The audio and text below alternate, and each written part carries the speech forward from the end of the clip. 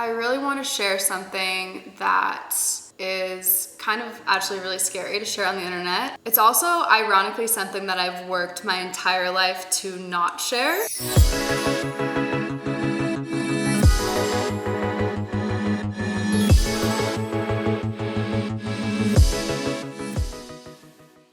Hi guys, it's me, Helen Owen here again. Here we are, we're getting right into it. I want to share something really scary to share, but it's something near and dear to my heart just because I do know so many people struggle with it, and it is acne.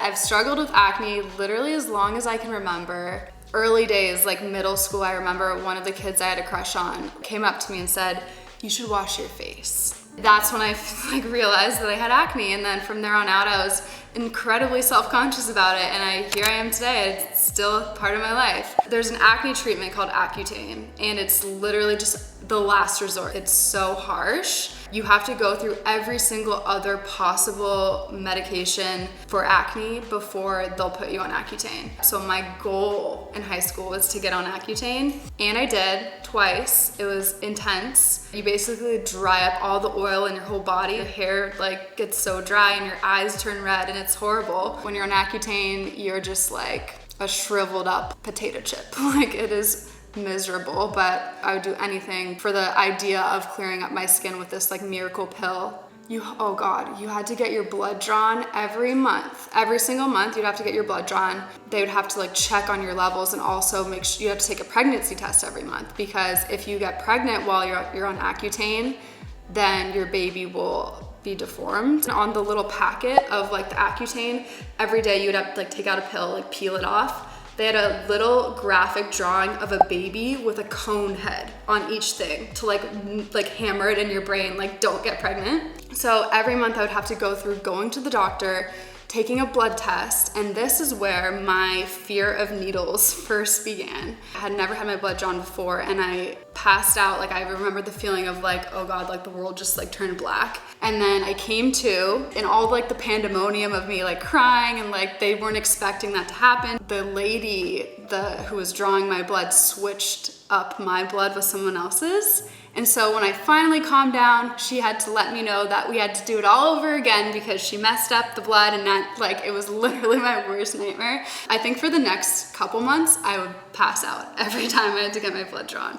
All so I could cure my acne, and it didn't work for me. So the acne always came back. When I started to build an Instagram and started to work with brands, I was approached many times by skincare acne solving products, and I always said no because I just remember what it was like to be that little girl watching these people on YouTube selling products. I didn't know what was an ad, I just believed everything, and I obviously would never promote something I don't believe in, but with skincare, that's where I drew the line. I wouldn't ever consider saying something cured my acne if it didn't. I think it was a year ago, a brand approached me and asked if I wanted to do their acne curing program, and I said no, but I said I'll try it.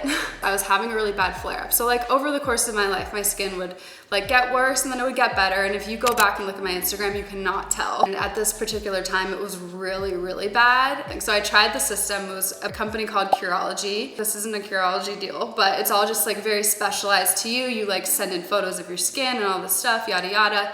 For some reason, it worked. It cleared my skin, customized to your skin. So I would photograph every day, the progress, and lo and behold, my skin just calmed down.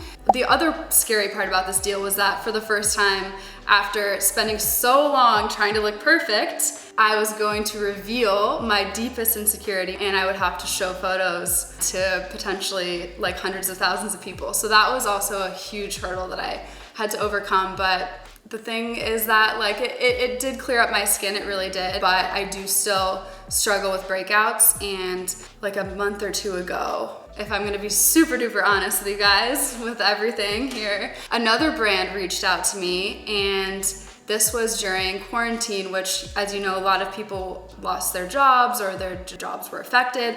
including myself, and I got an offer from a brand to showcase one of their new products that was supposed to be clearing your acne. And as you know, because I just explained to you my philosophy on skincare, I won't promote something that I don't honestly love and wouldn't spend my money on. But with skincare, I'm extra careful. I'm like, this has to be like the bee's knees, or else I don't want anything to do with it. So I was like, okay, well, I'll try it, and then if I like the product, I'll 100% do the brand deal.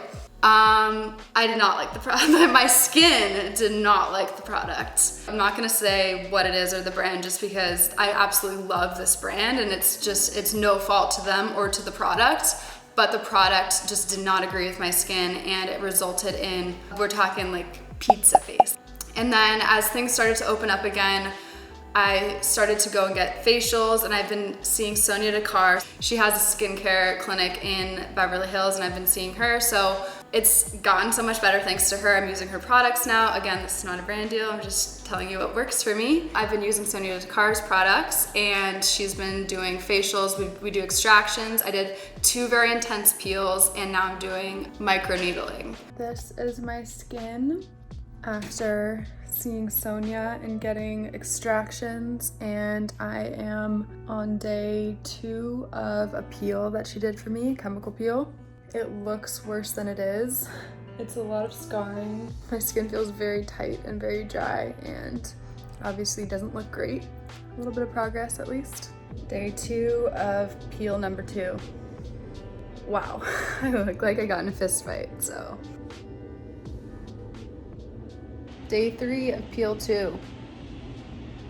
I look cuter than ever. Hopefully all of this will be worth it. Okay, skin update. Almost all of the crazy breakouts that were happening have subsided. I still have these guys. My face is so much clearer, and it just feels so much healthier. Hi, I'm back at Sonia Dakar, so excited to be back. I'm actually going to be doing microneedling today, which is kind of like the last step in this skin journey that I've been on with Sonia. It was so bad. It's looking so much better, and now that it's mostly clear, this is like the final step that's supposed to really just do wonders for the skin. I've never done it before. It involves needles. I'm not great with needles. I'm sure it'll be fine, I think. Wish me luck. This is where the magic happens.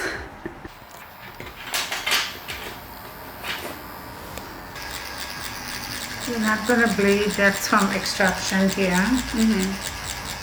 As you can tell, I mean, I have makeup on obviously, but my skin is relatively clear, other than like a few little areas here and there. Here I am, 27 now. I'm still battling acne. I know it sounds so cliche, but the way that you see yourself is not how other people see you. And when Zach and I first started dating, I remember thinking, how will I ever have no makeup around him? Like, I'm sure anyone who battles acne can relate to this. You feel so naked and so insecure with your bare face. I was so insecure that I would literally wake up before Zach and go and like cover my face in makeup, and then go back to bed and wake up again. So I wouldn't even want my friends to see me without makeup, and I think I was sort of making it worse in my head, if you know what I mean. I don't think anybody really cared except for me. I think I'm at a point now for the first time in my life where I actually, even if I have breakouts, like I am confident without makeup, and it really does just take time to kind of grow into who you are and realize that people don't see that. They see who you are. You don't meet somebody and think back to meeting them and remember their acne. You just don't. You remember how they made you feel, like what their personality, like though they made you laugh, they were so funny, or they sucked and I hate them. But it's not because of their acne. That's not what people see. That's just what you see in the mirror. And you know what? It really took me 26 years to get to that point, or 27. I like honestly, quarantine brain, I literally forget how old I am.